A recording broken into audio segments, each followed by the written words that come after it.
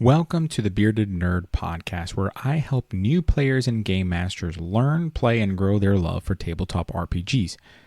Today's episode is a little different, and one I'm really excited for. I'm joined by my friend, Joe Cebula, a longtime game master and fitness coach with years of experience helping people build healthier, more sustainable lifestyles. Joe recently launched his YouTube channel, Joe Lounge, where he brings those two worlds together, tabletop gaming and personal well-being. In this conversation, we're not just talking about rules or systems, we're talking about how you show up at the table. Joe shares his approach to GMing, how his mindset and coaching background shape the way he runs games, and why he believes that taking care of your physical and mental health can actually help you enjoy the hobby more deeply. We dig into these things like table presence, energy, burnout, and how being a healthier person can lead to better focus, better storytelling, and better gaming, both behind the screen and as a player. Whether you're a GM looking to improve your table or someone trying to balance real life with the hobby you love, there's a lot here to take away. So, with that being said, make sure to subscribe to the podcast to listen to more of these style of episodes. And let's dive into this episode of the Bearded Nerd Podcast.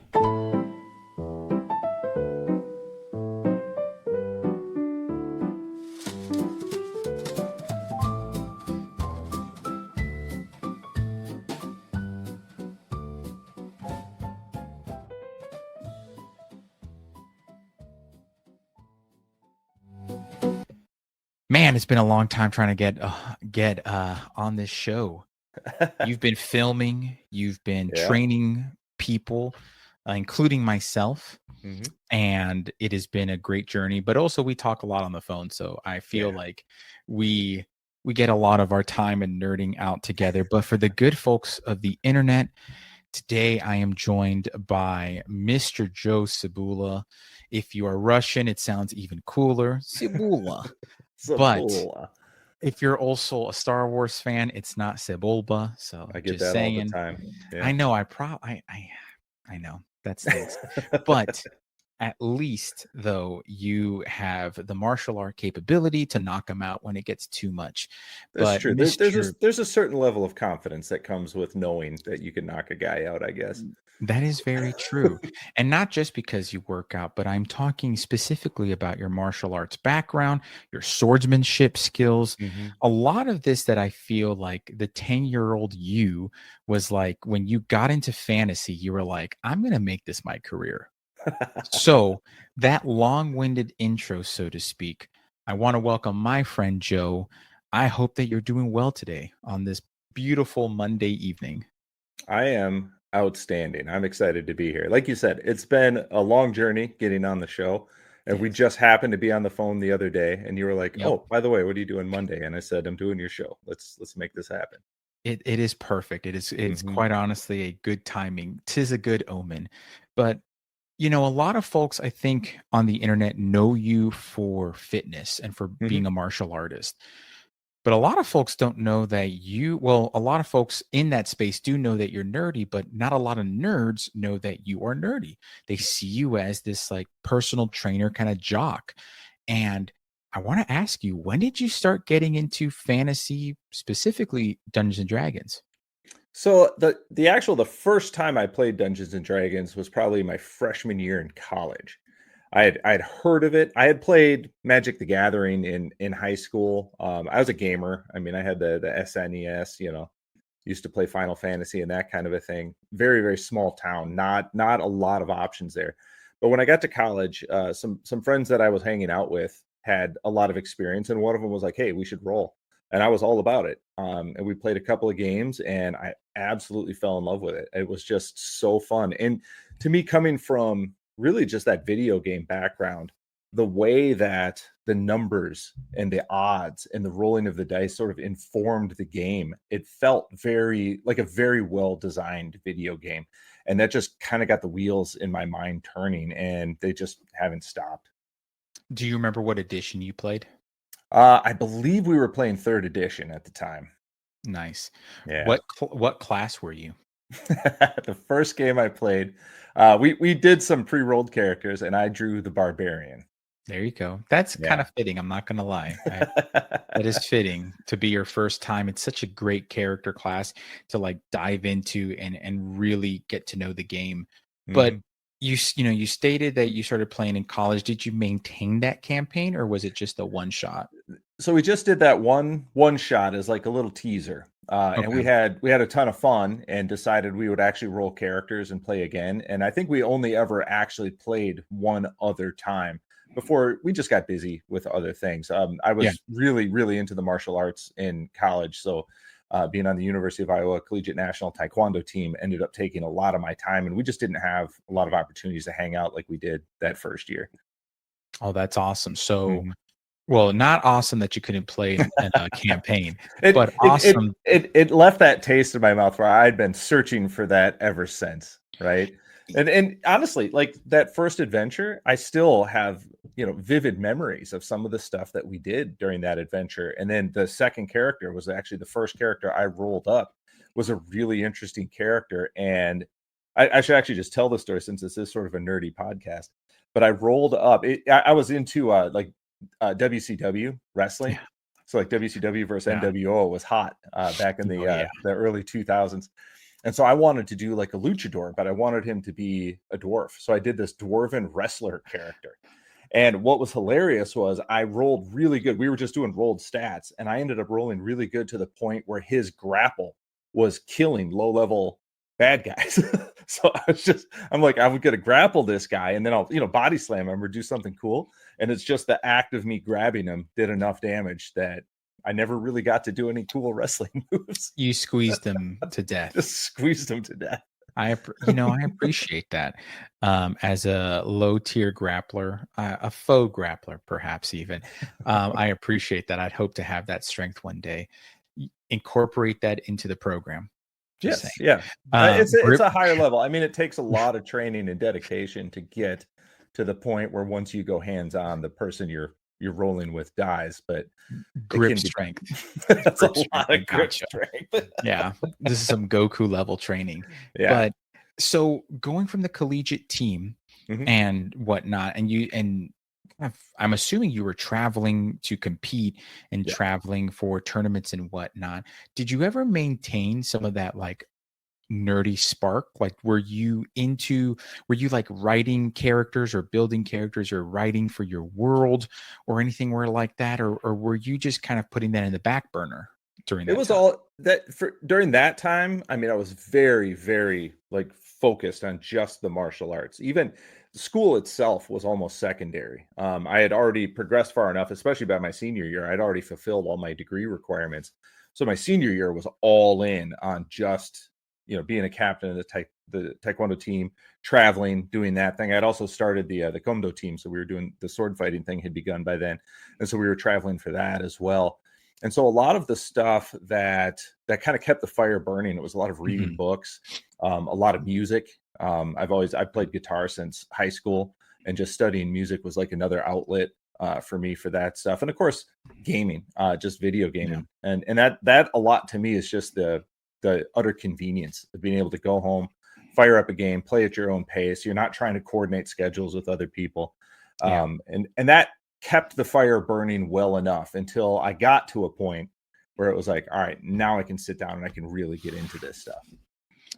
It's almost like a shifting of gears Hmm. because as a captain, I'm assuming you probably had a lot on your plate, not only for tournaments and your actual practice, but you have the operational and the logistical part of it too that you have to coordinate Hmm. because you're the student captain at the time, correct? Right. Besides, like then you have your coach and whatnot. Um, but there is, I know, a time where you did move to Korea. Was that Yeah. after graduation or was that Yes. during your time in Yeah. college? And something I'll say, I think kind of being the captain of the team, a co-captain, I mean, I was going to seminars. That was a really, really important part of my experience with the team. It was, somebody who was a national champion or even a world champion, a Olympic competitor would be putting on a seminar of like, here's how I train and here's what you can learn. And I would go and I would take copious notes and I would start Yeah. studying what their methods were.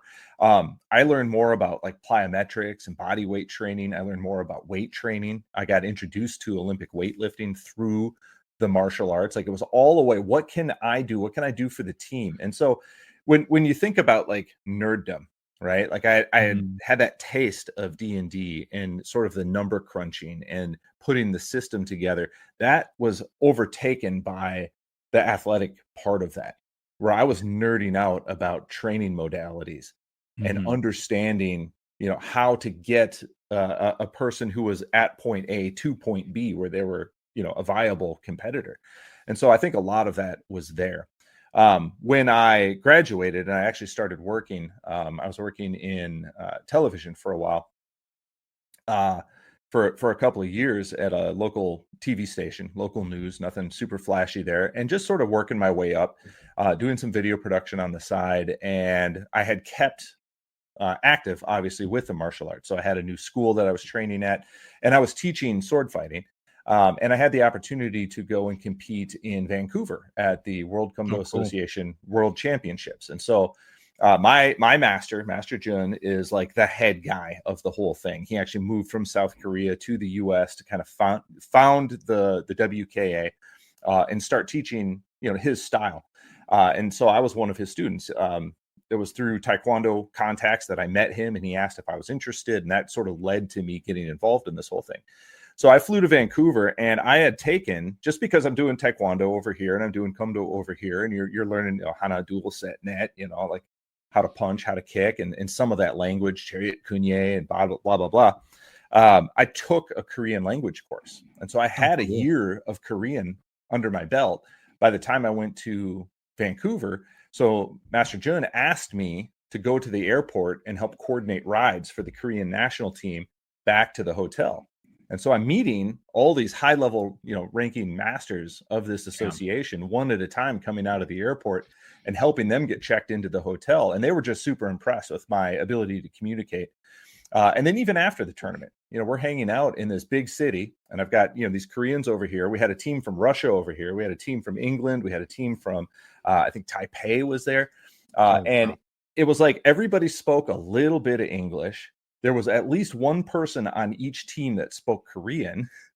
And then, a little bit of this, a little bit of that. And somehow everybody had exact change for the bus. And we went to the zoo that day, and it was great. So when when I left, we spent a full week in Yeah. Vancouver. If somebody's going to travel across the ocean to come to a tournament, they're not just going to leave like that Monday. And so we traveled around Vancouver, and again, we had lifelong friendships that were forged during that. And a little while later, I got an email from one of the masters who said, "It was so fun hanging out. You should come to Korea." And I was just kind of like, yeah, I should. Like, is that viable? And he was like, yeah, absolutely. And he set this whole thing up for me where I came over on a visa as an English teacher. I had a really, really good job, and I spent most of my time studying directly under him at his school in South Korea. Wow. So I lived there for 14 months. Wow, that's awesome. Yeah. And crazy to think about those experiences and the fact that I'm going to be honest for the folks listening, your network is your net worth. I don't care how much money you have in the bank.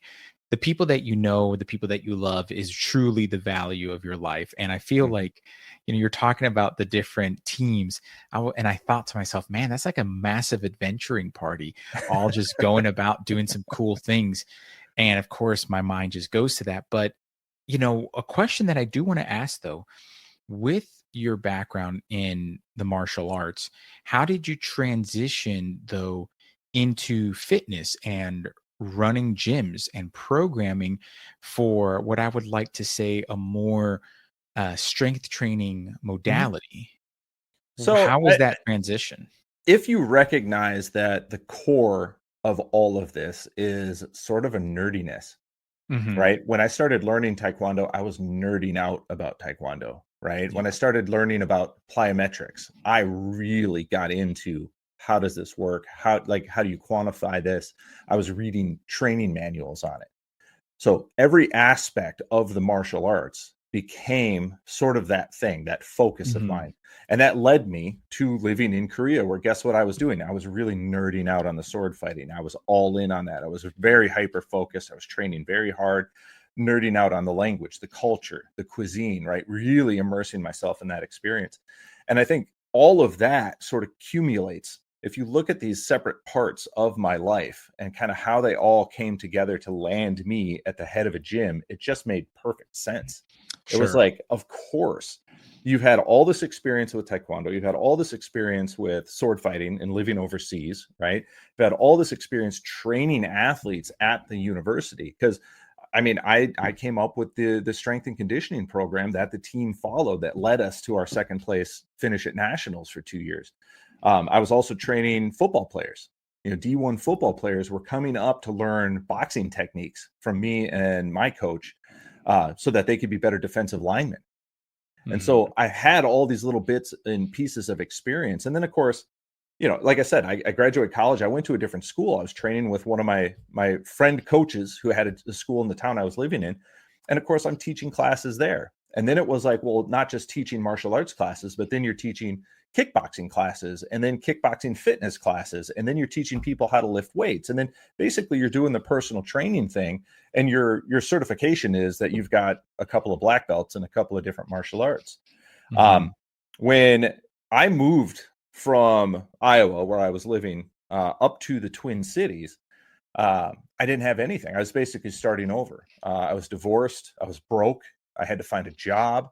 I got an office job, which I enjoyed, but it wasn't my passion by any means. And I started looking for something else to do. I got into P90X for a little while. And then a friend of mine came up and he was like, hey, can I crash at your place for this weekend? Because I'm doing a seminar up there. And I was like, yeah, of course, come on up. And he was my buddy Ethan. He was a member of the Taekwondo team. We were roommates back in college. So of course, yeah, come crash at my place. And he was doing his CrossFit certification. And he was so fired up about it. Like, he came back, he's like, dude, this is what we were looking for in college. This is the kind of training, the team atmosphere, everything. And so I started going to CrossFit St. Paul and I just fell in love with it. And so I was a very, very regular at like the 10 a.m. class at CrossFit St. Paul for about 6 months. And then they were hosting the level 1 course. And so I just signed up. I dropped the money, bought the $1,000 t-shirt, and I got that certification. And so here I am now. I've got a CrossFit level 1. Yeah. I've lost a bunch of weight, right? Like, I was lean when I was a fighter. I gained a bunch of weight after I came back from Korea, and I got lean again pretty quick. And a friend of mine, a martial arts contact that I had trained with in the Twin Cities, and we were just catching up. And I was like, oh, by the way, I got my CrossFit certificate. And she was like, oh my God, I got mine too. She's like, in fact, all the Taekwondo coaches at the World Taekwondo Academy went and got them together.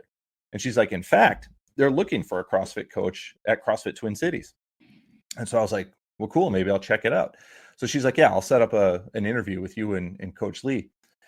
And so I was like, great. And so the day comes and I have to drive all the way across the cities, and I step into to Master Lee's office, and he's just sitting back at his desk, and he's like, where do I know you from?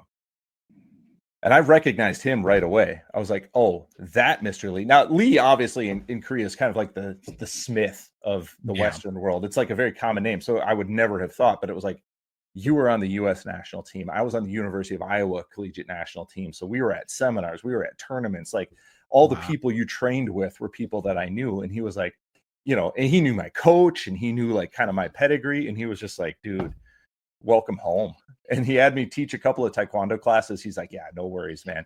And on a handshake, he gave me 50% of CrossFit Twin Cities. And I ran that gym for a decade. And that was kind of how I got my foot in the door. And then, of course, now my new nerdy obsession became all things CrossFit. So I got my CrossFit level 1, and then I got CrossFit weightlifting and CrossFit movement mobility and CrossFit gymnastics and like CrossFit powerlifting. Like, I went to every seminar I could get to. And then I was like, that to your point of like, your network is your net worth.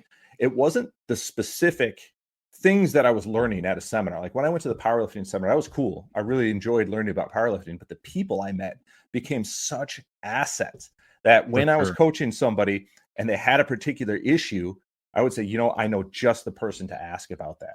Yeah. And being able to connect all those different pieces, really, like, CrossFit is really the liberal arts of the fitness realm, of just like a little bit of everything, right? It's true. But after, a decade of doing that full time, like, I kind of figured a lot of stuff out, and again, if you look at how I started of just sort of like nerding out about one thing, it just led me there. That was the natural progression, you know. So when you got into CrossFit and you started to teach and you kind of started to, I'm assuming, teach a wide variety of people, Hmm. you progressed further and further and you met Bobby, right? Yeah.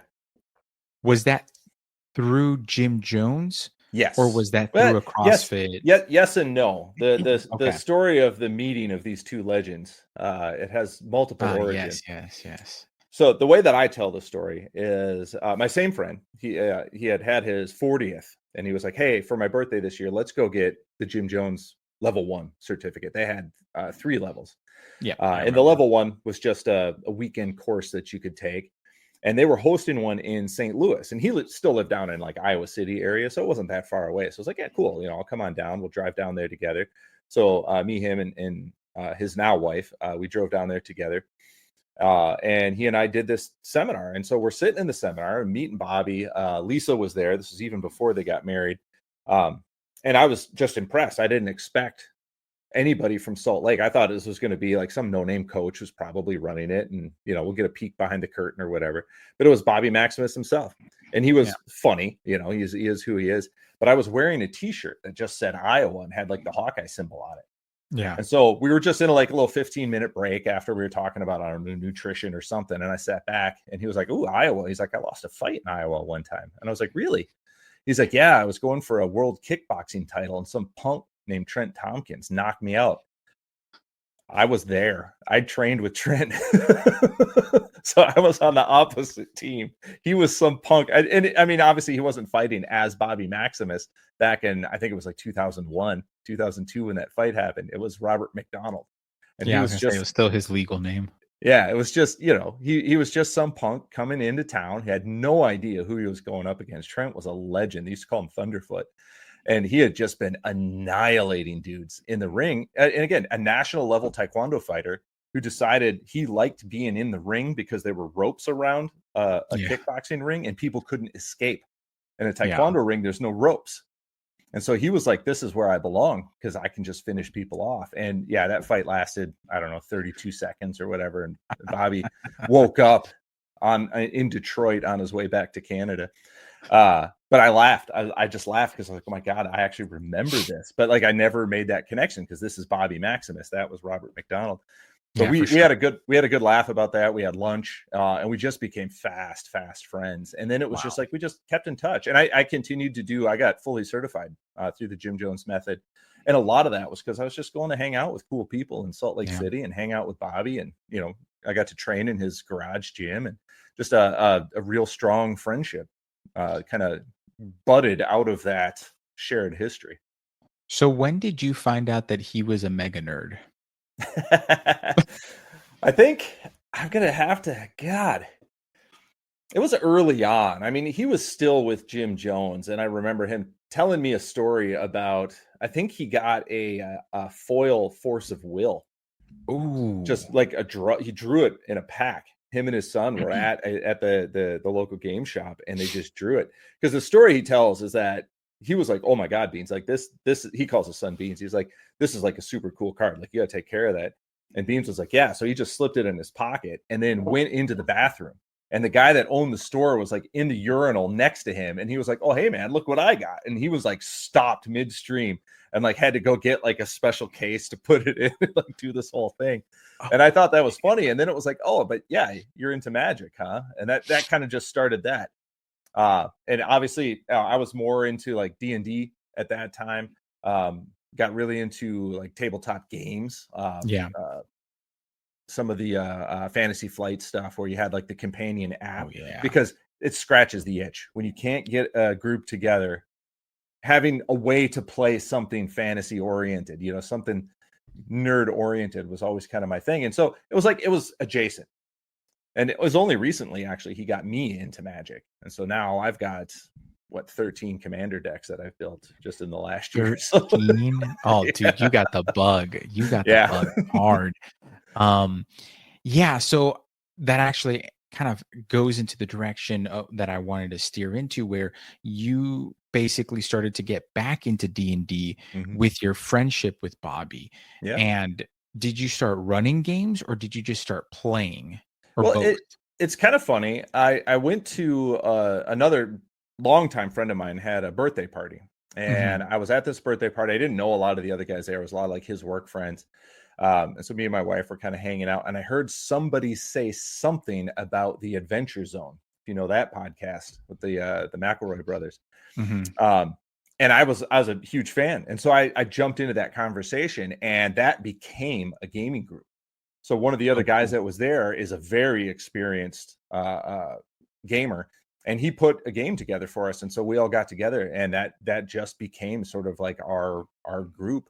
And after a couple of games, I was like, I think I want to DM. I think I want to create this stuff. And so I started asking my friend about like, how do I set it up? I started making phone calls to other people that I know, sending out Instagram messages, and I just built up enough confidence to say, yeah, I think I've got a good grasp of the system, a good grasp of how to play it. And I just threw it all out there. And actually, the first night that I ever officially DM'd a game was also the last day that I actually worked at CrossFit Twin Cities. Oh, So wow. it was sort of like that ended and the other thing officially began at that point, which was, I didn't know that at the time. That's just kind of how things worked out. Yeah. Um, and then that, yeah, it just kind of became a regular thing. And that game went well and they wanted more. And so I put more effort into it. And yeah, prior to COVID, we were meeting at least once a month and running games regularly for a group of 4 to 5 people at a time, just depending on who could show up. And then obviously COVID screwed up a lot of stuff for a lot of people. We played online, Yeah. but it just wasn't the same. And now it's right now we're actually in the conversation of, okay, when are we going to get back together? And it's interesting that you brought the once a month aspect because, like you said earlier, you're in production, you're in television and Hmm. cinema production. So once a month in that line of business, plus being in the fitness industry as well, that's like once or twice a week for everyone else. So, what did you run when you were playing once a month? Were you doing a homebrew or were you doing Yeah. like a campaign module? Okay, so Yeah, you were doing a yeah. So homebrew world. this is my secret. If you want to know my secret to getting really, really Spill good the homebrew. tea. Spill the So tea. the first system that I played since playing, third edition D&D back in college was Dungeon Crawl Classics. Oh, such a good, yeah, And so I good. I I just loved the artwork. I loved the flavor of it, and so I went out and I bought. So obviously I had like the manual for the system, but I went out and I bought like a collection of modules. And I think this is probably the best tip. If you want to DM, if you want to game, you should always be reading something, right? And so I would sit and read modules like before bed, and it just plants these seeds in these ideas. And I got really into The Witcher. I was really into Skyrim. I used to play Skyrim and mod the hell out of it just Wait, to you play the like The PC. Witcher? I mean, No. I can't tell by your apparel. That's beautiful. Yeah, this is from the concert. Percival, the band Oh, that did the that's music, right. toured. It was That's amazing. Oh, lucky, Yeah, that lucky. was a So that was an amazing show. you said you modded Skyrim? Oh yeah, Oh, a yeah. man of culture, I see. Yes. Oh, I have so many fun Skyrim stories. But even so, like all of that stuff and all the gaming I did, like playing Legend of Zelda back in high school and playing Yeah, Final Fantasy, like now I've got this system that I can play that I'm comfortable with. I've got all these ideas of, little adventures that you can run your party through. And I just started tying them together. So my first campaign that I ran was all homebrew, but it was all inspired by other things. So I yeah. did a whole like the map of the original Legend of Zelda. I went through and drew out on paper. Those were my maps. And like my players didn't recognize it right away, but there were like specific challenges on each like screen as they would like go. I would like move the next screen up. Oh, They cool, got cool. stuck in the Lost Woods and they had to like Google the way to get out of the Lost Woods.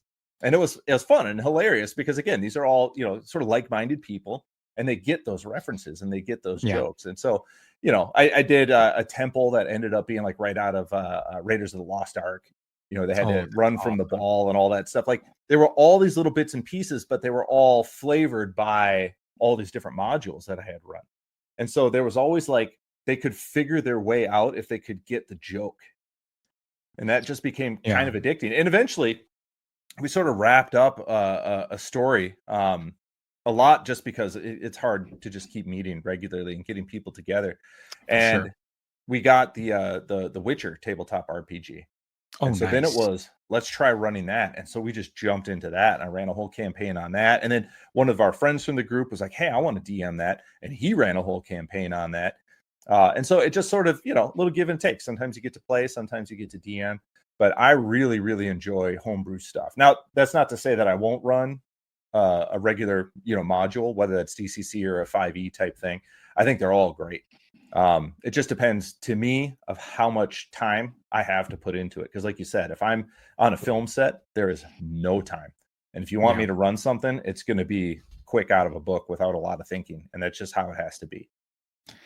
I love a couple of things that you said. One, that you rotated the GM spot, because Mhm. I don't see a lot of people willing to do that. I think that's actually one of our biggest problems in our hobby space, is that there are too many people who want a table and not enough people who want to sit down behind the Mhm. DM screen and actually run a game.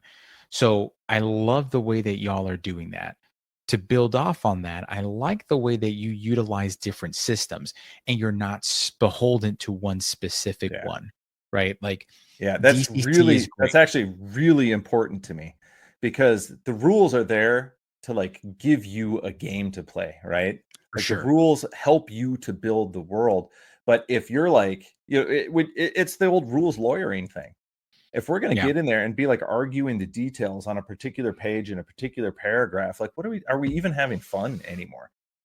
I Like let 100% let the agree. game serve that. And there's always, and I've said this for years, there's always going to be situations where you're not sure what the right path is, and For you just sure. have to make that ruling in the moment, and you have to be confident enough to make a ruling that makes some level of sense, Yep. and then confident enough to just deal with the consequences of that, and then also intelligent enough to make a note of that and go look it up later, because that situation may come up again and you might want to do that differently. And then one thing that I love that a lot of folks I think are getting into now is D&D 5e allowed for so much home Hmm. brewing. Gunslinger class, we're going to homebrew this and that, and they try to squeeze, you know, a round block into a triangular little hole.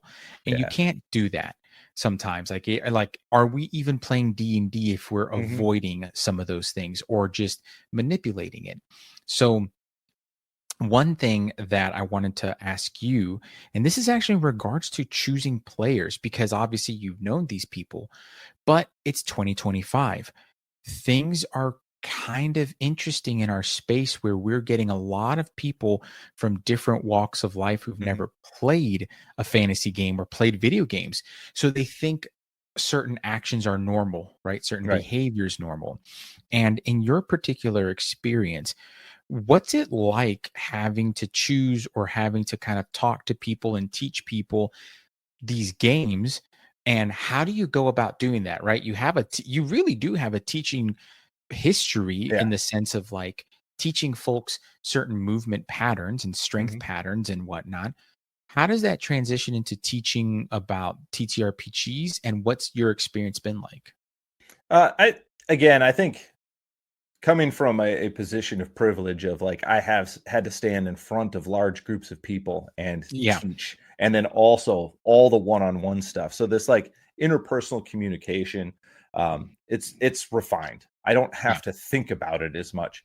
But I will say, when I'm showing somebody a game, I will let them sort of understand the parameters. Here's what the rules will allow you to do. And within that, you can kind of come up with anything you want. And they're like, well, what if I wanted to do X, Y, or Z? And I can say, that's possible. We can find a way to make that happen. But what you have to understand is I will always have some consequence. And sometimes Yeah. it's going to be a really good thing. And sometimes you're not going to like it so much. And Yeah. so, depending on the choices you make, I also have to make choices. And if we're sitting at a table with four other people, it's going to affect a group dynamic. And so Absolutely. the big thing for me is, before the game starts, is to have, if it isn't a full blown session zero, have conversation zero. Sure. say, this is what I have prepared. I've got this idea here. I've got this story. We're doing this one shot today. I've got some really wild parts to this that are going to get kind of funny and out of control. And I want you guys to embrace that. And I want you guys to push it on that. Or we're doing a very traditional, if we're doing like a Lord of the Rings thing, I want to keep it Lord of the Ringsy. So you can make your jokes about stuff, but I'm probably not going to allow a whole lot of like frivolity in that situation. And I think as long as you have that conversation up front, it helps give the players the guidelines.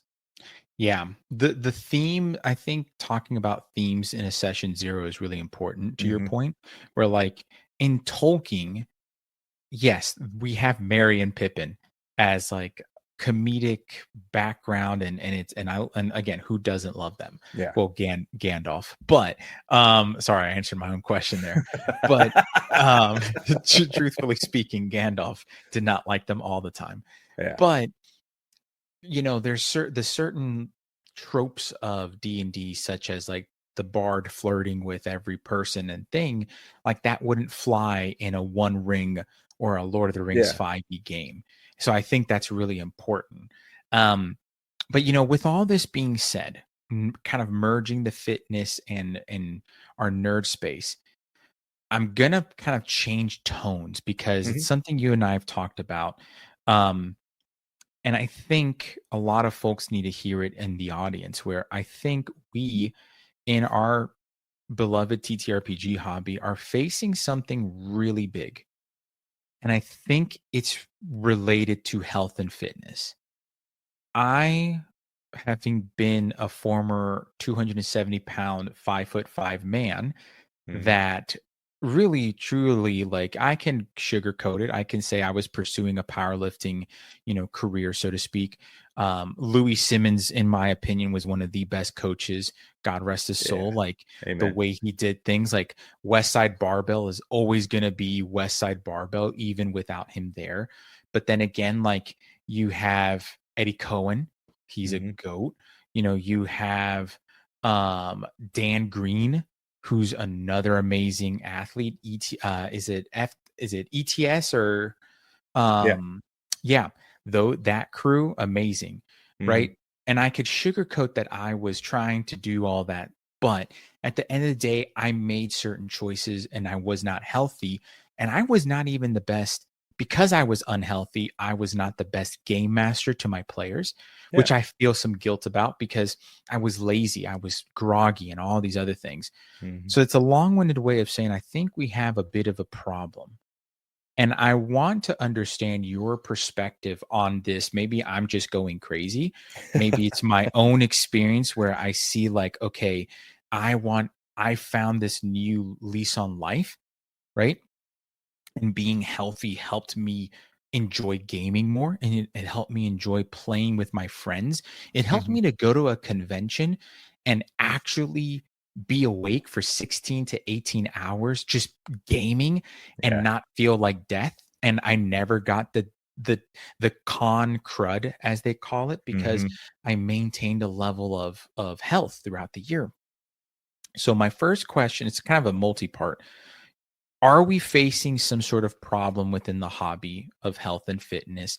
And if so, why should we pursue health and fitness even in this space? There's a lot of ways that I think I can answer that question. So I'll try a couple different approaches to this. I think yes, but I think it's always kind of been there. We're in a bit of a revolutionary period here where the popularity of the hobby is really, it's not an underground thing anymore.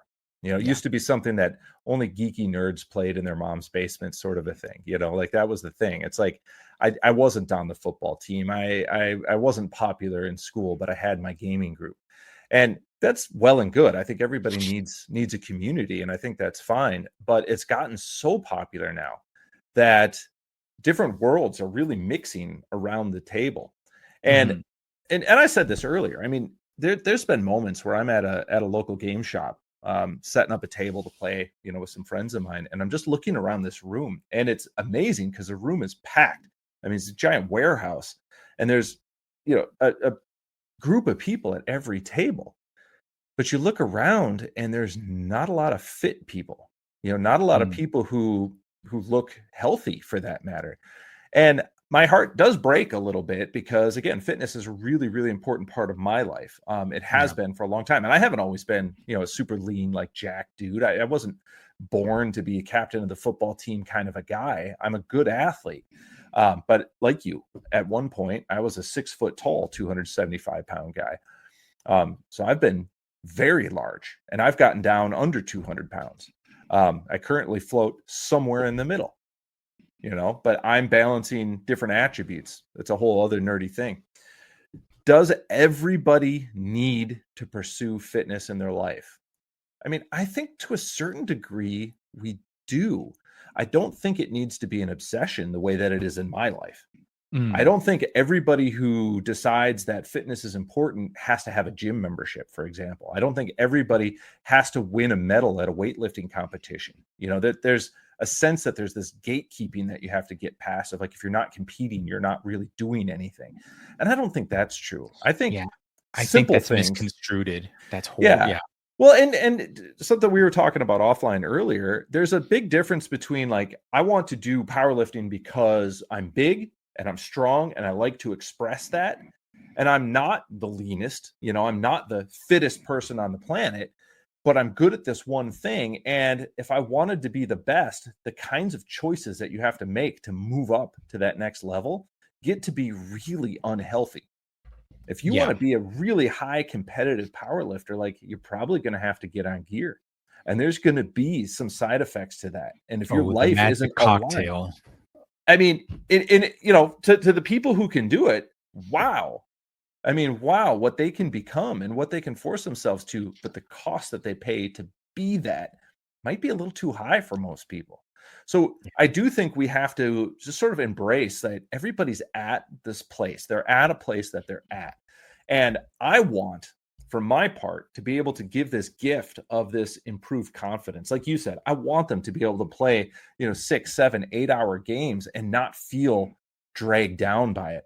I Yeah. want them to not feel like they have to, compensate for a lack of confidence with these characters they create at the table. I think they can inform both.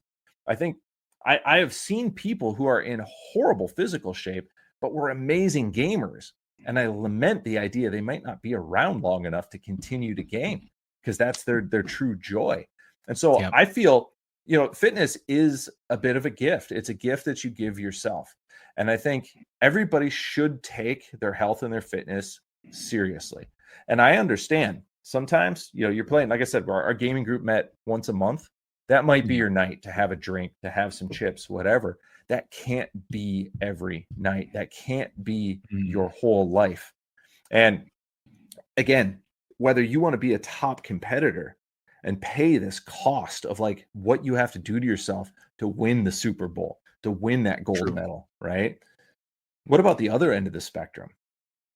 The complete lack of effort is just as bad, if not worse, on your health.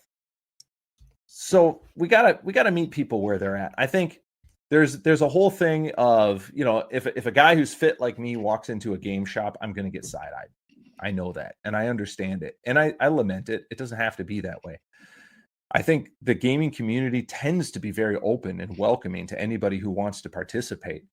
But there is still this like nerds versus jocks mentality that Yeah. permeates the thing. And I think it does polarize people where it's like, if you take your health seriously at all, then you're not really one of the OGs anymore.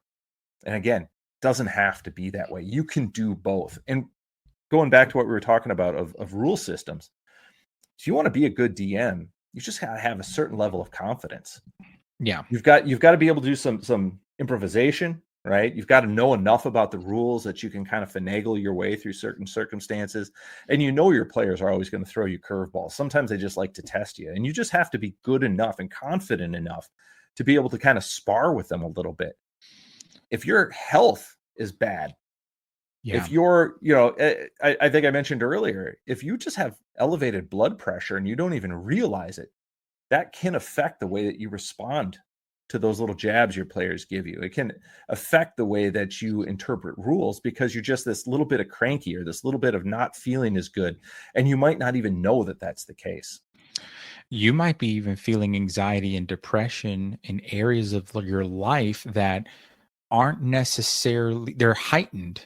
because of the processed foods that are being eaten. And I want to just give a quick message to our audience where, like, this is not a judgment. Not at all. This is more of a, I was a former fat guy that loved gaming with my friends, and actually my training partner was one of my players, and we played, our gaming group played 20 hours a week because we had the time.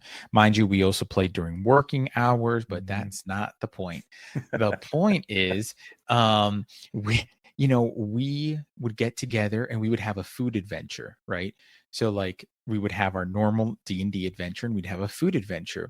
We'd go get barbecue, we'd go do things like that. So like we weren't going ham and banana sandwiches with like, bags of Doritos, Yeah. but we were still spending time with friends. And I mean, we were eating a bunch of different awesome food from local areas and we had a great time.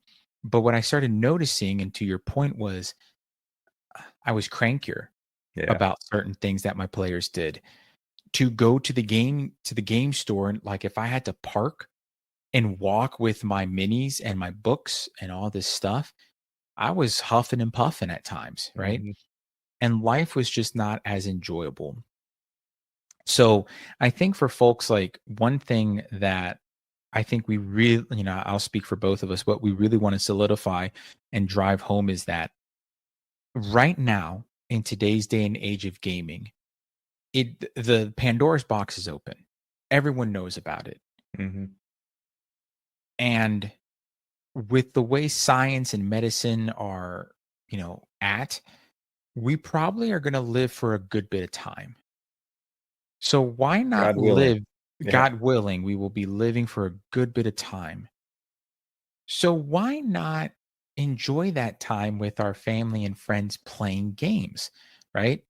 So like the way I think about it is the healthier that I am, the longer I can collect these plastic minis and play with my friends.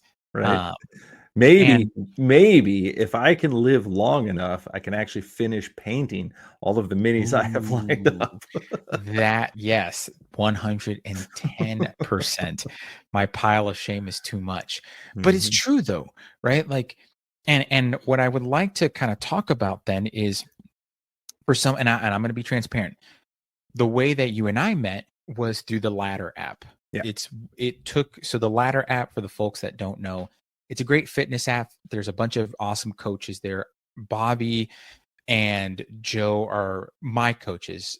And I met Bobby and Joe via Ladder, but on Instagram as well. Mhm. And I said something really sarcastic to Bobby.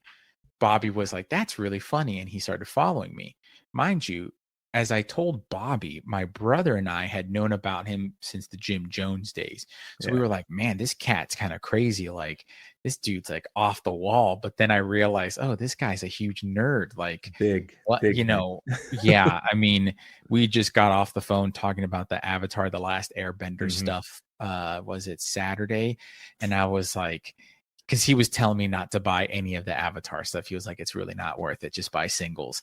And Yeah. I was like, kind of kicking the can. I was like, "Man, but I want to buy some I stuff. want, yeah. Like, I want my Aang." Mhm. Um, or I really want the cabbages guy. The guy who's like, "My cabbages."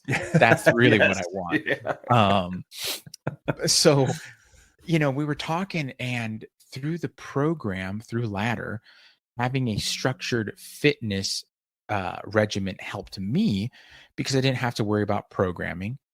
And then all I had to worry about was just doing the work. Yeah. So I say all that because I think it'd be really helpful if we talked about like easy tips and Mhm. routines and things that would help, those in the nerd community who, and let me just put this disclaimer. I think everyone in this community wants to live long enough to play games all their life. But I also think that everyone wants to be the hero in their own adventure. And my Yeah. buddy from Phoenix training, I'll put the link. I'll link him and mention him in the show notes. But he's mentioned it all the time, and that's who I picked it up from. Where like everyone wants to be the piece, the hero of their own story, and no one is willingly choosing to be unhealthy. Just like Right. no one chooses to be anxious and Hmm. depressed. Like no one chooses that. It happens sometimes to people, right? So what in your or how in your opinion is that like, or what does that look like? Right? How do we get from, okay, I want to make a change, but I Hmm. don't know how to make a change I because think it's important to it's recognize. intimidating. I think people don't even know what needs to change. They just know Mm, that there's something that I'm unhappy about. It could mm, be your appearance, it could be the way you feel. And you might not it's not about being like a superficial person of like, oh, I got to look like, Brad Pitt in Fight Club in order to have value. Like I don't even think it's yeah. that. But like we Yeah. we know if we're not authentically ourselves, if we're halfway to where we know we could be, there's going to be this sense of dissonance. And I think that is important to recognize. And I think to what you said earlier, it's important to say too, like part of the reason why fitness is so important to me is because I do value people. Yeah. Right. I love the people that I train. I love them deeply. I love the people I game with. I love them deeply. What amazing, creative, funny people. Just amazing to spend time with. And selfishly, I want more of that. And I want them to open up more and to do more and to be Mm, more. And I think the only way you can do that is from the ground up. So if we consider this like the hierarchy of needs, your physicality is a very important base level of who and what you are. If we want to get to that higher self stuff, you can't ignore the bottom layer of that pyramid. true. So just like you need, food, water, shelter, like you have to have some handle on your physical health because when that starts to go and you are so unhealthy that you can't even game anymore, like that's rough, and I don't want that for people who are so invested in this. So let's just look at it as that. We have some sense that something needs to change. We don't really know what, we really don't know how.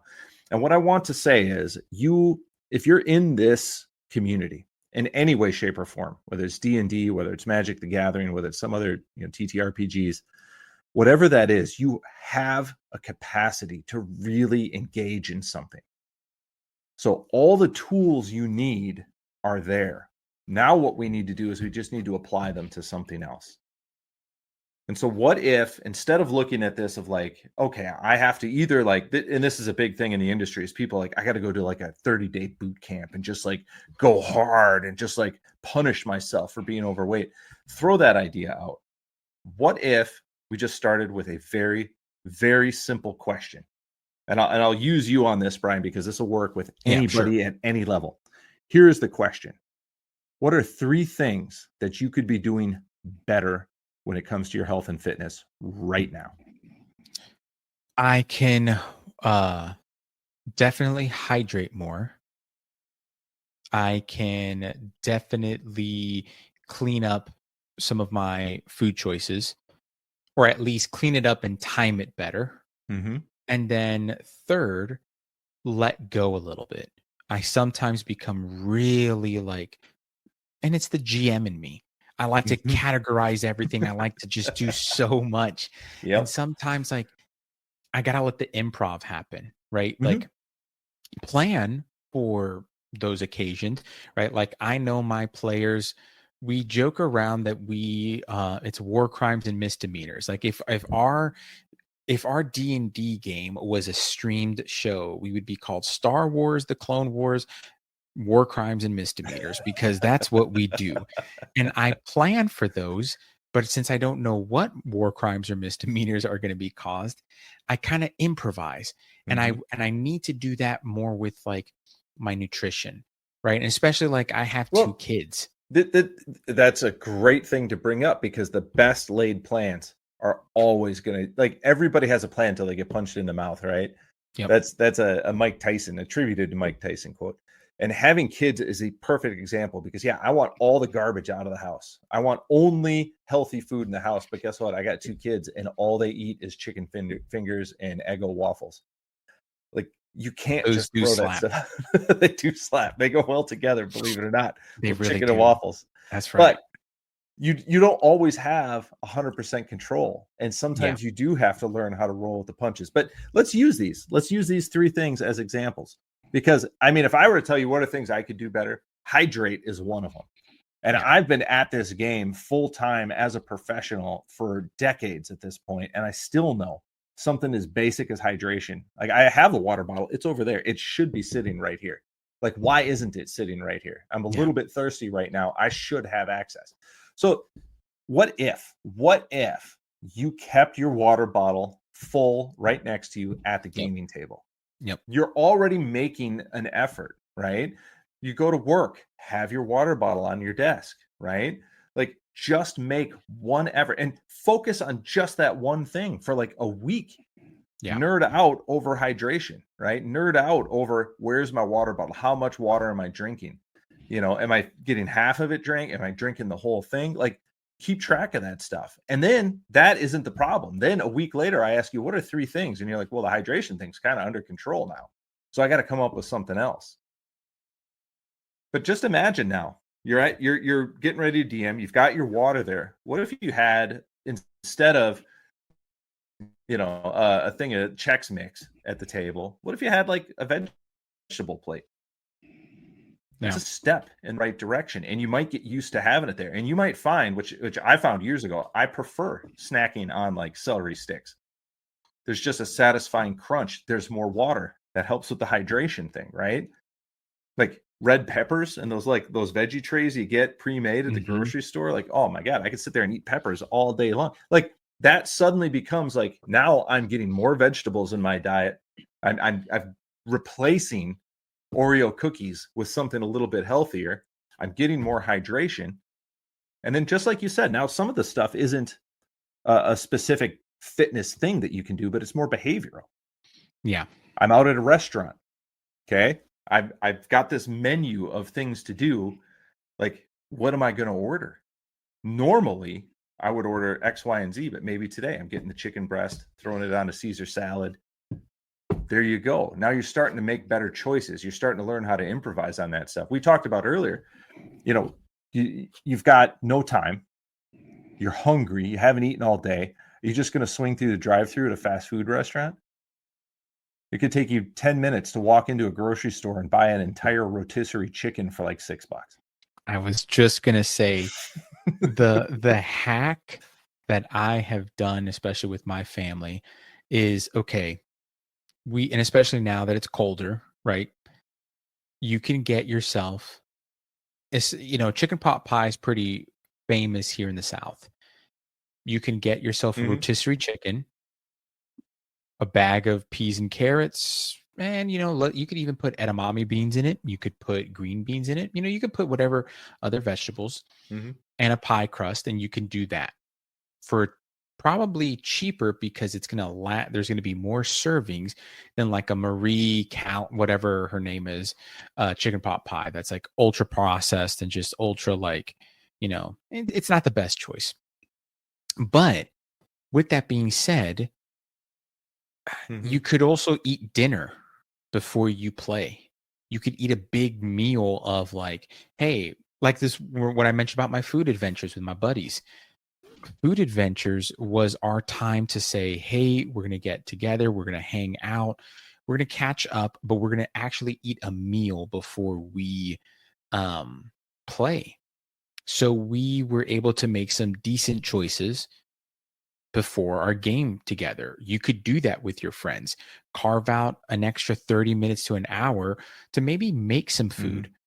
Grill some chicken and some steaks or grill some burgers, for game night. Or if you have a smoker, smoke some food. Lots of simple choices in that regard too. Like, it's there's something to like social eating where it's constantly bad choices. It's like pizza, let's order Chinese. Like, what if what if we decided that we deserve better than cheap delivery pizza and somebody actually made a meal from scratch and fed the whole group? Like, True. do you not deserve good food? Is that like the thing that every time we're trying to celebrate, we have to make bad choices? And if you're going to eat less food overall, because you're trying to lean out, you're trying to gain weight, or what, you're trying to lose weight, you're going to eat less overall food. Keep the good stuff in your diet, Yeah. right? Keep the ribeye steak and throw out the crappy French fries that you would have with it. Throw out the junk food, but keep the healthy food first. That's the important stuff. And honestly, it's the good stuff. So keep the good stuff and remind yourself you're working hard, right? You're taking your gaming seriously. You're taking your health seriously. You deserve food that supports that. So you don't have to settle for garbage. We were talking earlier, Korean barbecue. If you've never had it, it's outstanding. It's pretty freaking healthy. Mm-hmm. You're going to get a ton of vegetables with every style of kimchi and vegetable that goes with Korean cuisine, which is amazing anyway. And then basically a pile of meat that you get to cook yourself. Like, kind of hard to beat. And when you eat like that and you recognize like what good, healthy food not only tastes like, but how it makes you feel, and the strength that comes from that, from being on a very clean diet, like, you start to feel more energy. You're not winded walking up the stairs. You're Yeah. able to stay focused sitting at the table. Like, those little things start to add up, and then it becomes a Mm-hmm. snowball. And then it becomes like, well, okay, these little efforts that I made of just trying to improve my hydration, just trying to improve the food that I've eaten, they start to become, what if I took a walk? What if I got into some resistance training and just got a couple of dumbbells and followed a simple program for a while? It can be absolutely life altering if you let it. If you try to force it, it's not going to be a good time. You're not going to throw yourself into the fire. As Bobby likes to say, you're not going to go swimming in the pool of shadows and try to like tear your soul into a horcrux over fitness and expect to actually stay consistent with that effort. Yeah. Everybody shows up on Monday, but who shows up on Tuesday, really? Yep. And of the people who show up Tuesday, who's still showing up Wednesday? It falls off fast. And you just Yeah. need to be the kind of person who says, well, look, I'm not trying to set the world powerlifting record. I'm not trying to become an Olympic athlete in all of this. My goal should be to spend 15 to 20 minutes every day doing something good for my physicality. And that could be as Mm-hmm. simple as take a walk, mastering push-ups, sit-ups, squats, simple basic movements that you can do if you take the time to do it. You can learn how to do them. There's a ton of programs out there. There's a ton of coaches out there who can get you your first push-up, who can teach you how to squat, even pull-ups. That's a big thing for people. It's like the Mount Everest of fitness. Yeah. But like, imagine if we lived in a world where in order for the city bus to move, everybody had to do 5 pull-ups. Wow. Yeah. Everybody would do pull-ups and nobody would think it was that impressive. And so it's like, if you change your perspective about like what you're trying to do with fitness and what it means to be fit, where it isn't different than brushing your teeth. Mm-hmm. It's the same. Nutrition is the same way. Like, I don't take days off from brushing my teeth because I'm so bored with brushing my teeth. I don't have to change the flavor of my toothpaste every week because it's just not interesting to me. It's just something I do because I understand the importance of dental health. Yeah. Well, taking a 20-minute walk each day can be just as important and just as simple. And it just costs the time. And if you start doing it, I promise you, you will find that use of time is worth it. You It's can actually 100% worth it. even prep. If you took 20 minutes a day for walking, that's 20 times 5 days. So that's what? I don't even know. That's an hour. It's 100 minutes that you would put in. Yeah. It's an hour and 40 minutes of prep for your game. Yeah. Right then and there. By just talking about it, thinking about it, just getting kind of all the like things out of the way, right? Yeah. And I like my personal, and I'll give you, and actually this will be fun. I'm going to give you my daily rundown. Sure. You can score me. You can do whatever you want. Judgment But time. Here we go. You can judge me. So for the folks out there, especially the dads, I'm going to talk to you all. I don't, not that I, because once I became a dad, my perspective completely changed. And I empathize with a lot of fellow dads. Not that I'm not compassionate with those who don't have kids or whatever, Mhm. but I was there and I realized, oh my gosh, I had so much more time before kids that it's insane. Quick So, example. You got to yeah. get somewhere. Let's say you have to be there. You got to leave by 4 o'clock. Oh, You have to Lord. start getting ready at 3:30. That, and I mean, just like you got to put your shoes and your jackets on so we can get out the door. Like you got Yes. to plan ahead, because if you think you're leaving at 4 o'clock, you ain't leaving at 4 o'clock. No, you have to get the kids ready by 12 because that Uh-huh. means like you have to feed them, change them if they're, especially if they're still in diapers, like feed them, change them, or don't actually get them dressed, because if they spill something on that shirt, you're like, you cretin goblin. This guy dads over here. Dude, I dad too hard. Um, but I wake up at 4:30 to then, and I come downstairs. My pre-workout's ready, by the way. Mm. So I prepare a lot at night. And mind you, am I sacrificing a little bit of sleep? Yes. Realistically, yes. Mhm. Um, but I will set up my pre-workout after dinner and get all that set, put the kids to bed, do stuff, either prep or read. As you could see, right there, I have the new Draw Steel books, Mhm. fantastic system. So I'll do that or do something for the podcast. But I'll wake up at 4:30 and be working out by 5, because I am going to drink my pre-workout.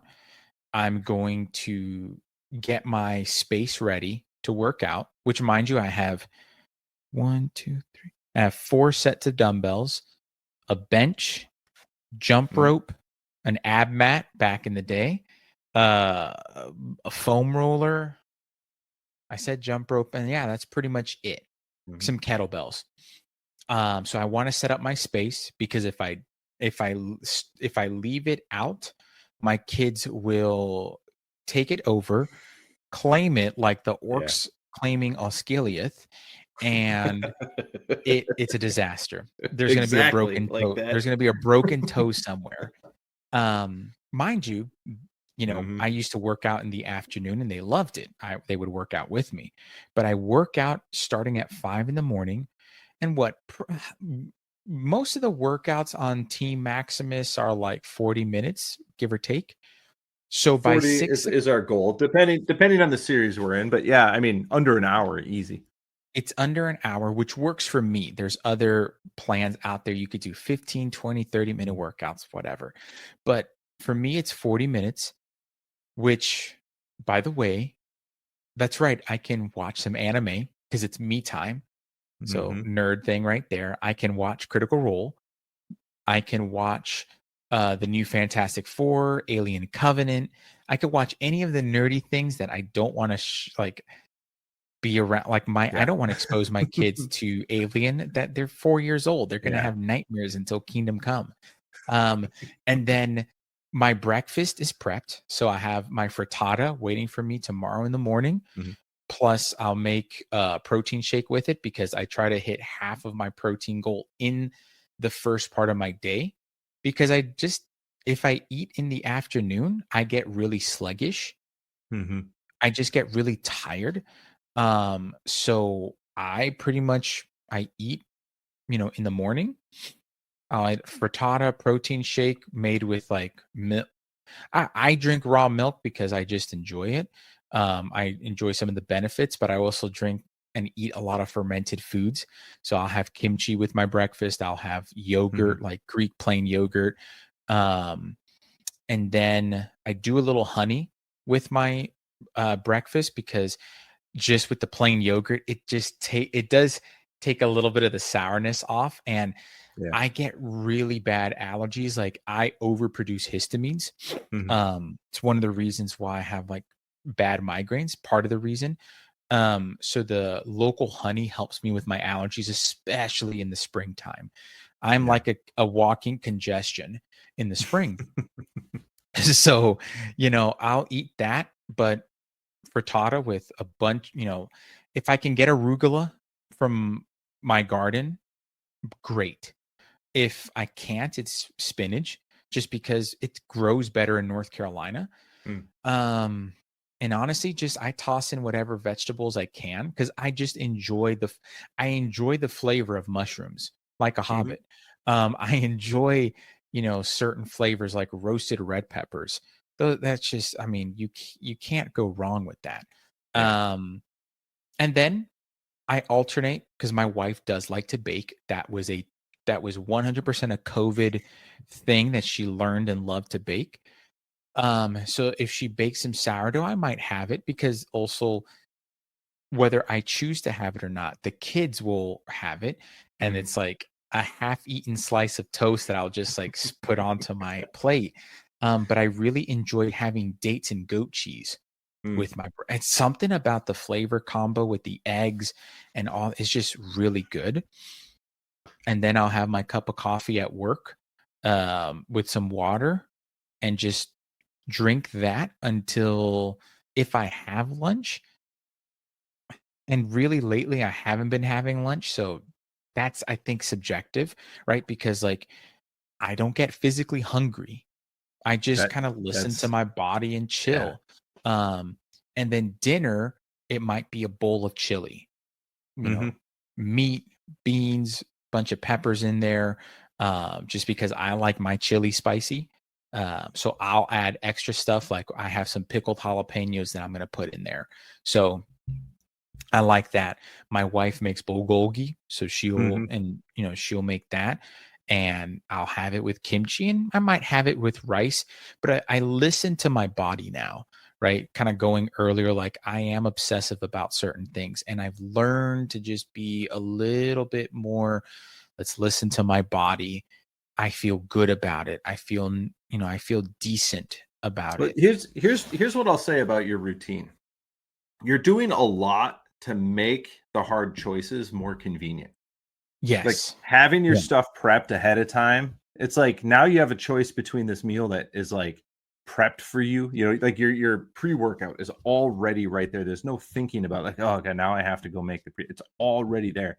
It's so easy to just pick it up and go. And once you've had that, you're already on your way. I always say the hardest thing is that first step. If you're sitting Yeah. on the couch thinking about like, gosh, I need to work out, just stand up and now you're on your feet. Just walk. Like you're Yeah. already on your way. Like you already started the movement. Go. And so you've set yourself up so that it is much easier to do the healthy thing. It also Mhm. sounds like you're really a creature of habit. You're having very I am. similar things every day. So there's Yeah. not a lot of choice, but that also simplifies food prep. It simplifies when you go to the grocery store. But it also sounds like you're not suffering. You really enjoy the food that you're eating, and the Mhm. food that you're eating is good and healthy anyway. So it's making you feel good. Yeah. And the reality is too, like after so like when the family like after mass, we'll like they have like, cookies and they'll have Mhm. stuff like that. And like, I can't eat chocolate. It nauseates me and makes me hella sick. I have a very good friend who is not a fan of chocolate, but and this is a little side story. It's fun. He loves peanut butter, like crazy about peanut butter. Ooh. But he had Yeah. this girlfriend one time who pulled the best prank ever. But she got a bag of M&Ms and M's and a bag of Reese's Pieces, and she poured the M&Ms in the bowl, but then left the wrapper from the bag of Reese's Pieces out on the counter. So he came in, grabbed a handful, chucked them in. Then he realized obviously it wasn't Reese's Pieces, and he spit it out of his mouth all over her new carpet. So she learned the Nice. valuable aesthetic. But I thought that was a really funny prank for somebody in that situation. So be warned. In the diabolical. That's what it is. Yeah, it's just I don't like chocolate, but Mhm. like if they have an oatmeal raisin cookie, I'm gonna eat one. I would say And there's a time and a place for treats. And like you don't again, I'm not trying to be Michael Phelps and win like what 23, no. 24 gold medals. Like I Yeah. just want to be like fairly lean. And if I'm looking at myself in the mirror and I'm like, man, I look good, I feel good, like things are good in life. And like you said, it's Donut Sunday at church.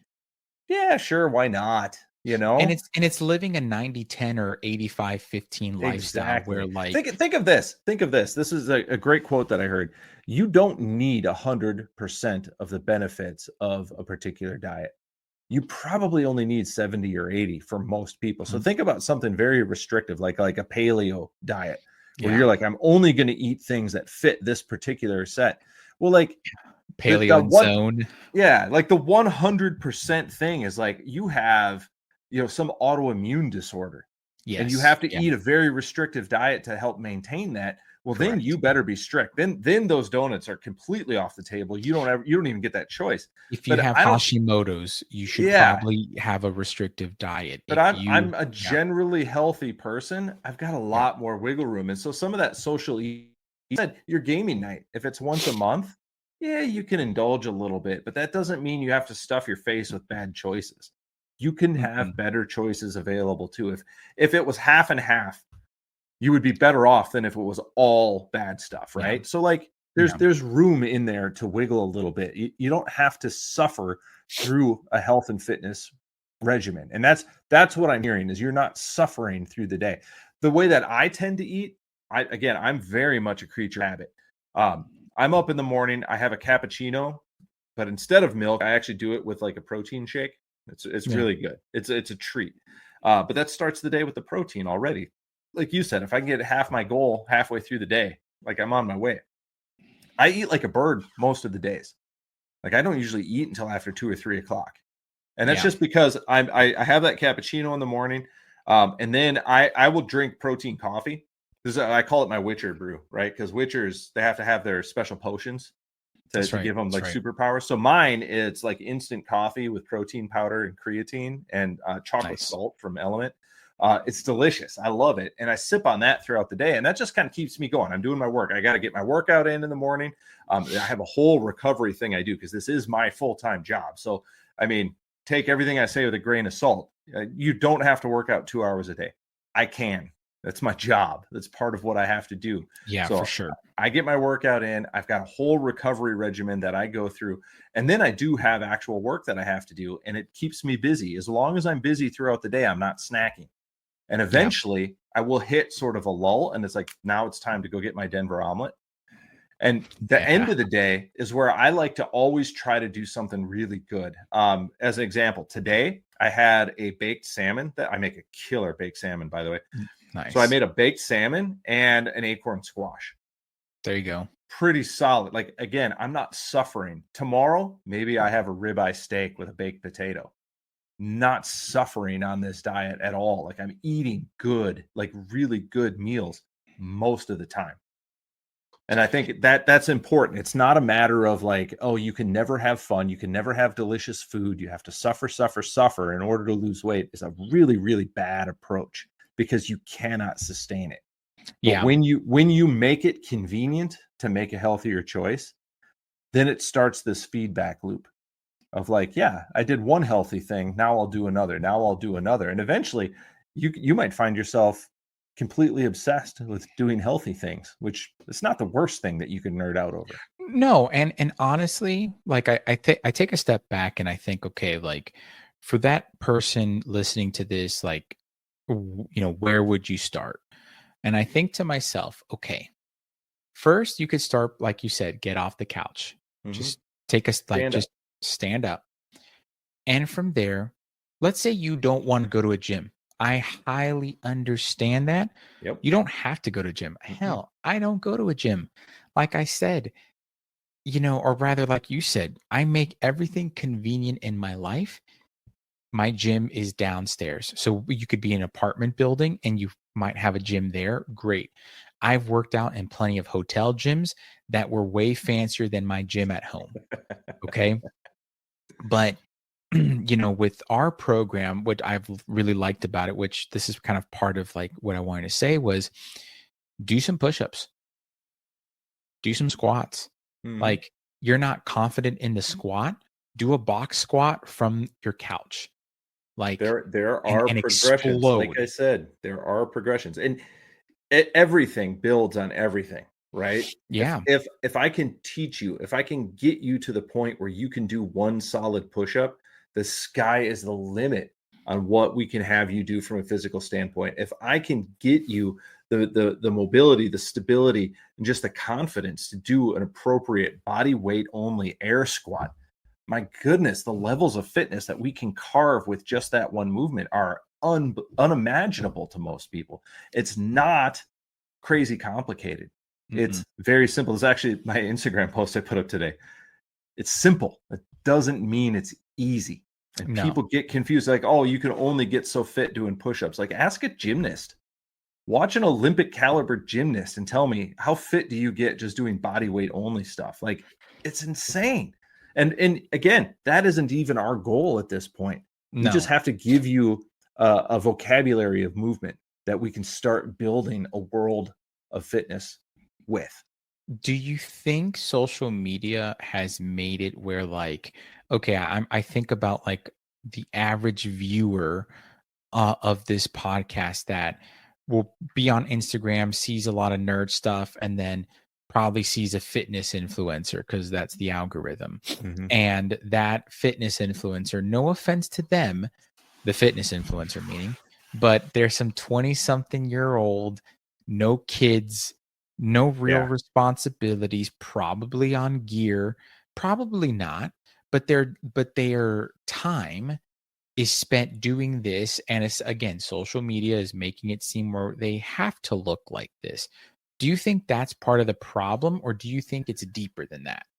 I'll take a different approach. And this has been, my battle of trying to market ourselves on social media, and being a male trainer in the fitness sphere, trying to reach out specifically to men is really frustrating. It's just very, very Yeah. difficult. But here's what I will say, because there are a lot of bright points in It's all because of you need this. some thirst pictures, bro. You need some Yeah, thirsty not pics. not the kind of attention that actually leads to people joining the app. Unfortunately, we've tried this before. Dang Uh, it. I mean, I post some good. My posts are good. What are Yeah, you yeah, talking yeah, about? yeah. There is probably now more good information available if you can sort through it. There's a Mm. lot of trash. There's a lot of that V shred nonsense that's out there. V shreds. That it is nonsense. It is trash. It is garbage. It is fake as hell. It preys on people's preconceived fears and notions about what fitness is supposed to be. But if you know what to look for, kind of once you wedge yourself into that space, a lot of the coaches that I know and respect all kind of run in the same circles. And so a lot of the information I see on my social media feeds, because I am connected with some of the best coaches and trainers in the world, is really good. There's stuff I Yeah. take notes from people like, oh yeah, I hadn't thought about this that way. But they do the same to my information, where they're like, oh, I love the way that you said that message. And that's kind of what really helps build a strong community of really, really good, like-minded people, right? Um, the other side of it is the user side. And this is the never read the comments part of this discussion, because you get down into the comments and it's like, especially men, especially guys over the age of 35, they all think they know everything about fitness. Yeah, And dude. and there's this real thing. Bobby always has posts about this of like, yeah, they just see red and then they turn Oh into yeah. this unbeatable monster. And it's like, that's not true. You don't see Yeah. red and you're not unbeatable. You can't walk up the flight of stairs without getting out of breath. You're not going to be able to fight your way out of a paper bag. Oh, dude, and like, I remember. So I don't talk about this often, but so I was actually attacked by like a homeless guy, like Hmm. just really aggressive. It was just really aggressive, but he saw red and I did not. My years of training jujitsu, my years of training a little bit of judo as well, like just kicked in, even Hmm. at a heavier weight. Oh, dude, like hip throw and reaped the knee. The dude was like flying. He did Yeah. like, it was like textbook, like perfect execution. And I did not see red. In Mm-mm. fact, I saw a multitude of different colors and the full spectrum, you would even say. And I say that with a light joke, but you know, It's it very, was, very true. it is, And I let, don't let understand me it. give you some self-defense. This is for the viewers. This isn't for you specifically, but this is how I want you to think about self-defense. And again, this isn't coming from some slouch. All right. Lots of martial arts experience here. I've also worked very, very closely with Tony Blauer, the inventor of the Oh spear yeah, yeah, system. yeah. And so I have a lot of just like passion around this notion of what would you do in a situation. The best self-defense tactics, tips, tricks that I ever read had to do with what you should do if you're ever attacked by a bear. So let's just imagine this scenario. You're walking through the woods, man or bear, it's a bear and it attacks you. What do? Like you got to like gouge its eyes. If you can grab a stick or a rock and use it as a weapon, you need to do Yeah. that. You need to be loud and you need to not stop fighting because that thing won't stop until you do, right? Like Yeah. you got to keep going at it if you're going to have any chance at all. And realistically, you're probably going to be injured. You're probably going to need medical care when it's over. And if you kind Yes. of understand that going in, you understand like, man, you got to fight like hell with everything you've got. You got to fight dirty. You got to be loud. You got to be obnoxious. You got to be everything that Unless that you're from bear Dagestan. but you got to be everything that that bear does not want to have a piece of. Now, Yeah. take that same advice and tell me what happens if you're in your home at night and there's a break in and somebody attacks you. Why would we use different tactics in that scenario? 100%. It's So, one of the reasons why, like, you know, let's just say I'm a good old Southern boy, and there's a reason why I think a certain way. And like, yes, some people may not like that, but I've been in the woods when there are bear and I in a 400-pound black bear. Like and a black bear is not even the scary one, but a 400-pound black bear is still pretty friggin' scary. they get scared of you unless Mm-hmm. there's cubs around. Oh, yeah. And when Different there's scenario. cubs around, you better pray to God that you are quick on your feet and that you can do what you have to do. And especially like whether you're in a hunting scenario, whether you're in a Mm-hmm. hiking scenario, because that's hiking is a great low effort, low cost tool to implement. But you better pray that those boots of yours are going to be able to get you out of there one Yeah. way or the other.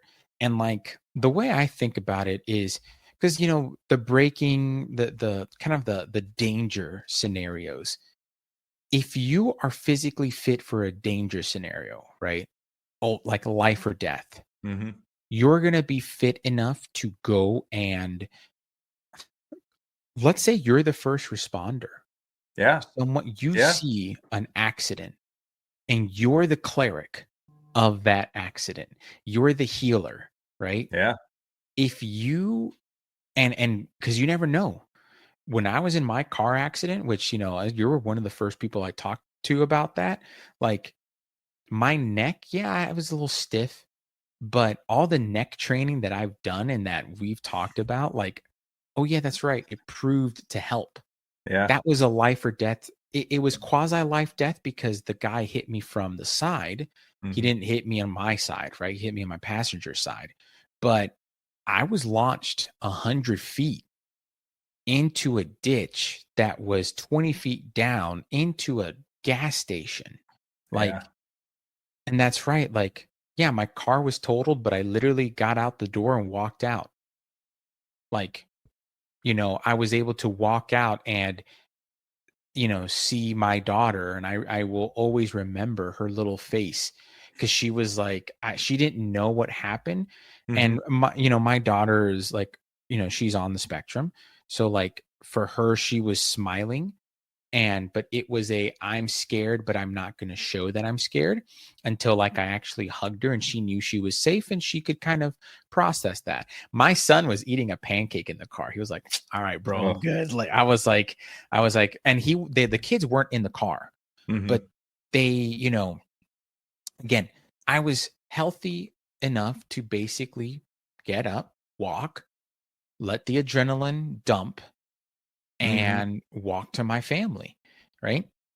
And I don't think if I was not healthy, if I was 270, I probably would have had a heart attack. Just Yeah. that fear, that rise and spike. And again, this is real life stuff, right? Hmm. I'm not trying to fight in one championship or the UFC. I'm not trying to, fight. I'm not trying to grapple Gordon Ryan for the love of God. Like, I'm not trying to do any of that. I'm also not trying to win a Super Bowl. I'm Hmm. trying to live as long and as fruitful as possible. And life gets in the way, right? Car accident. You can trip. I mean, you're in the you're kind of in the truer north than I I always am. say I'm north of the wall. Yeah, you're north of the wall. Yeah. And like you have to worry about ice. Hmm. I don't. But let's be honest, how many people do you know have slipped on ice? All of Like, them. yeah. All of them. So that's a real predicament. Or let's say for the folks listening that live in a big city. Okay, if you got to walk somewhere to your next bus station, wherever you got to go, it's important. And I think the Yeah. big thing that folks need to realize, and especially with, we've been kind of yapping for a long time, like, I want folks to kind of get this into their heads.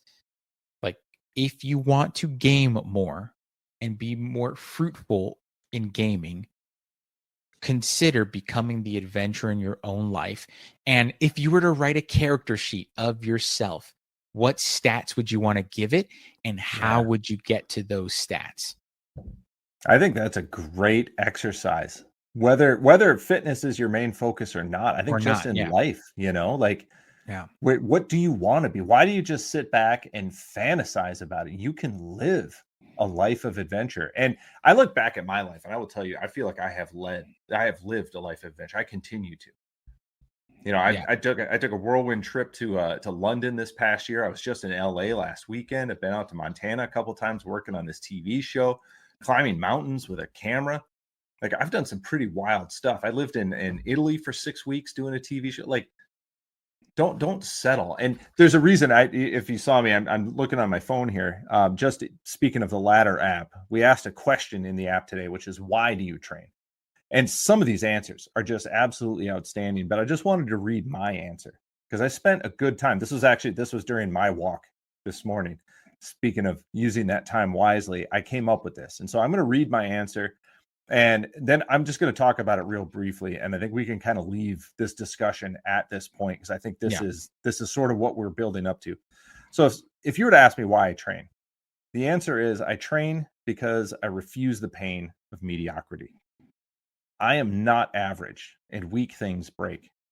Your physical form is the first, most fundamental thing that you are responsible for. If you cannot commit to the work required here, how can you expect to win in any higher aspect of your life? This is really the proving ground for your discipline. I don't train to feel good. You do feel good. It's nice. But I train to answer the calling, to be perpetually ready for whatever I am tasked with. Yeah. And that's kind of the thought that I would say, if you wanted to find a reason to care or a reason to start taking action, you've got to do a little bit of soul searching. And for me, there is just this fear of average. Yeah. And I, like I said, I look back at my life, I look at who I am and what I do. There's nothing average about me. And that is 100% a reaction to a fear of that mediocrity, a fear that some of the gifts that I've been given will not be utilized. I do not want to bury my talents in the sand. I want to go out there and I want to experience the world and I want to bring other people up as much as possible.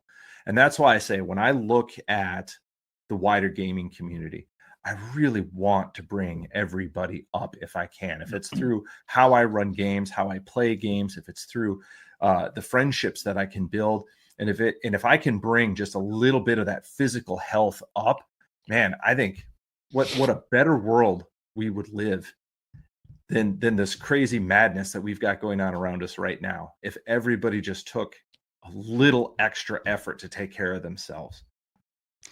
Yeah, I mean, I think we would have better gaming experiences. I think we would have better con experiences. I think we Hmm. would, you know, we would have just better experiences in life, right? I mean, just think of the limitations that are just keeping people from living more exciting lives, for doing more things, even just in this community.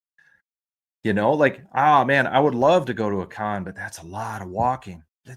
That shouldn't even be a consideration. You should go there because you're excited about it. That's Because right. let's face it, when you get a nerd geeking out about something, Hmm. it's amazing to behold.